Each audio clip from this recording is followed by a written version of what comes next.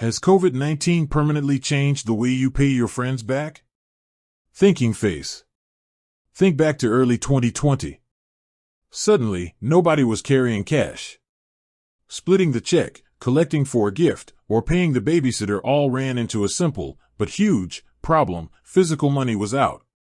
This massive, global health crisis instantly accelerated a trend already in motion: the shift from paper money to person, or P2P, digital payments.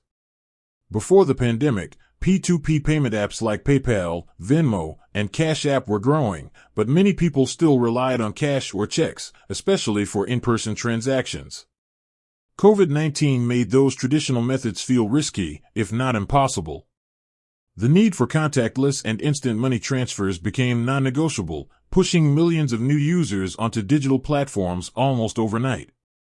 This is where a key player, Zelle, really solidified its dominance.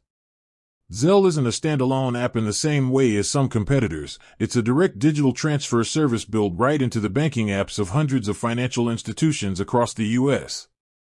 This integration gave it a massive advantage, offering users a trusted, familiar environment for fast transfers directly between bank accounts. And the numbers reflect that surge. In 2020, as the pandemic took hold, Zelle saw an enormous jump, reporting a 62% increase in the total value of payments sent compared to the previous year, with transaction volumes up 58%. Over 1.2 billion transactions took place. This wasn't just a slight uptick, it was a fundamental shift in user behavior. Why Zelle triumphed during the crisis? Zelle's success during this period wasn't accidental. It came down to a few critical features that the crisis highlighted.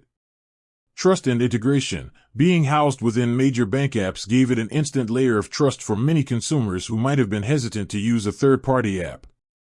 Speed. Zelle transfers money directly between accounts, often in minutes, which became crucial for small businesses and individuals sending vital funds.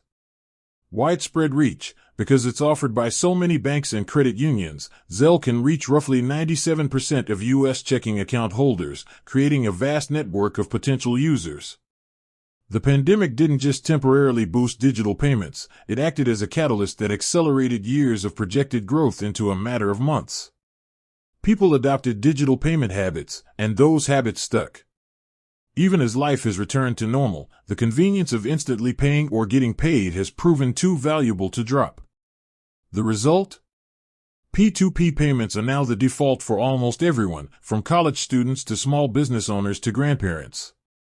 Zelle, in particular, leveraged its banking backbone during a period of uncertainty to become the preferred digital handshake for millions. The way we pay our friends and family has been permanently upgraded. With that said, thanks for watching, and until next time.